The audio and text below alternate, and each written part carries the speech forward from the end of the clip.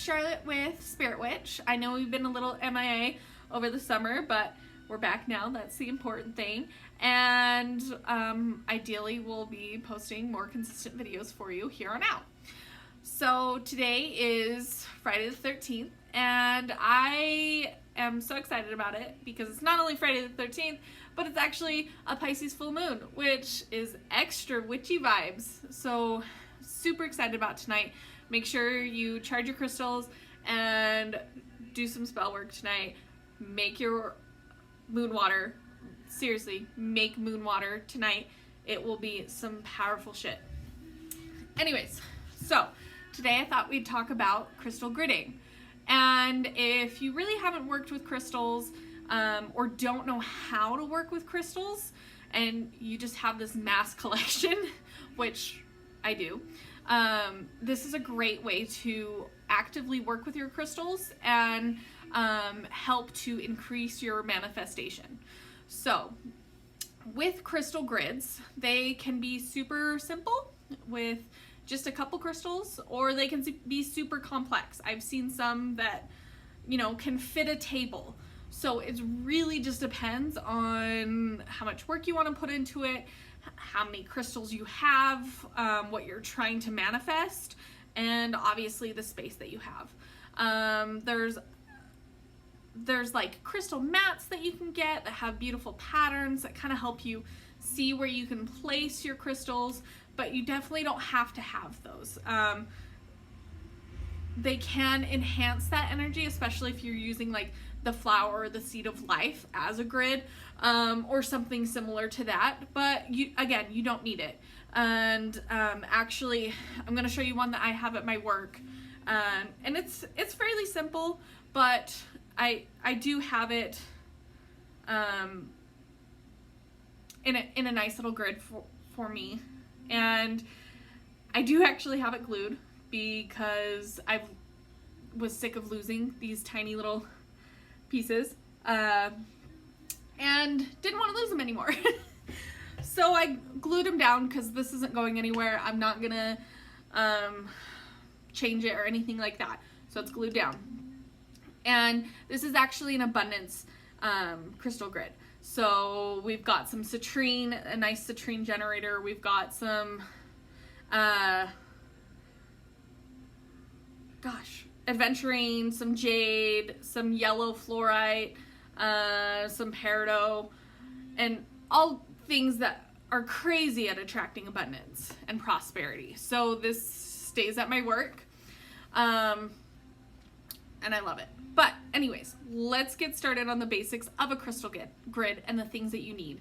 And it's pretty simple. You are going to need a focus point for your grid, and that is always going to be the one in the middle. This is a generator, so it has the nice little point. It's a single point, and that's your generator.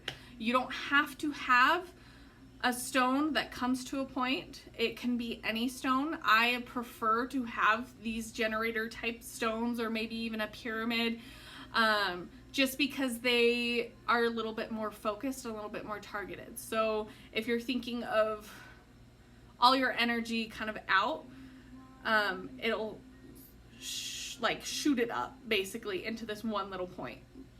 So you have that focus point. But again, you can use whatever stones you want. I like to use quartz-based crystals, so your citrines, your amethysts, your smoky quartz, your quartz, your pink, your rose quartz, and etc. And then another thing I do like to add to my crystal grids is just quartz points, and I don't know if you can see them right there.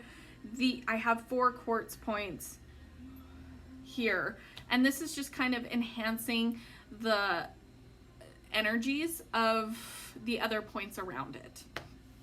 And so then you're also going to have whatever crystals you're looking to focus on a particular manifestation or a particular energy. So these are all abundance stones. If you wanted a love crystal grid for self-love, or increasing the romantic love between you and your partner. You're going to need stones that have those energies, or that they have those properties to them.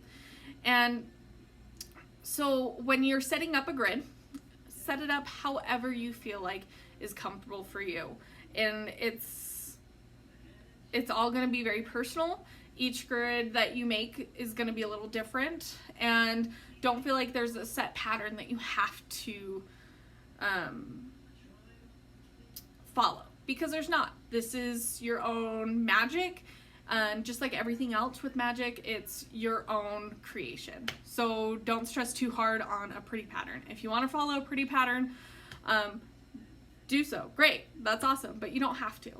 Another thing that you're going to need is either a double terminated, so double pointed crystal, or a wand. And it doesn't have to be a selenite wand, it can be whatever kind of wand. If you don't have a wand, it can be your finger. Your finger is a perfect wand, hard to lose. And so don't forget, fingers are awesome. Anyways, so when you're activating your crystal grid, you are going to go clockwise to activate and counterclockwise to deactivate. So sometimes when we're done with the crystal, crystal grid, we're going to deactivate it because we no longer need that energy, or we want to dedicate these crystals to doing another job.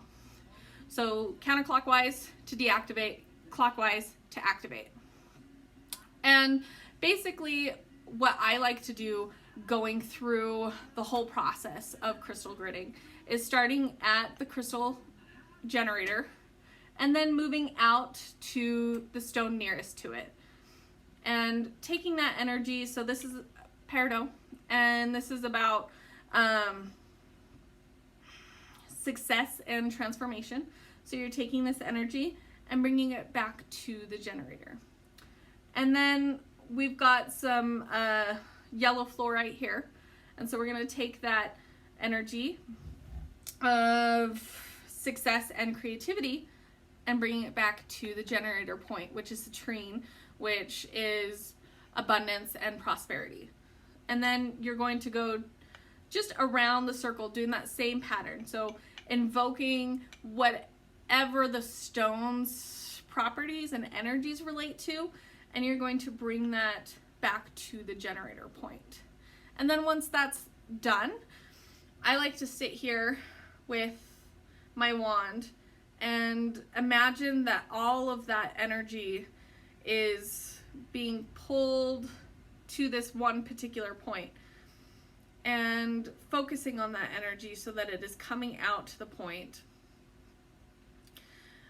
and kind of using it in a circle around myself or around a space, and dedicating this space or this energy to reside here. And that, I probably got a little bit more complicated. If you guys have questions, let me know. And I've probably forgotten a bunch of stuff too. Oh, really quick. With your pointed quartz, so if it has a point on it, you either want to point it inward for helping your energy, or pointing it outward away from the crystal generator.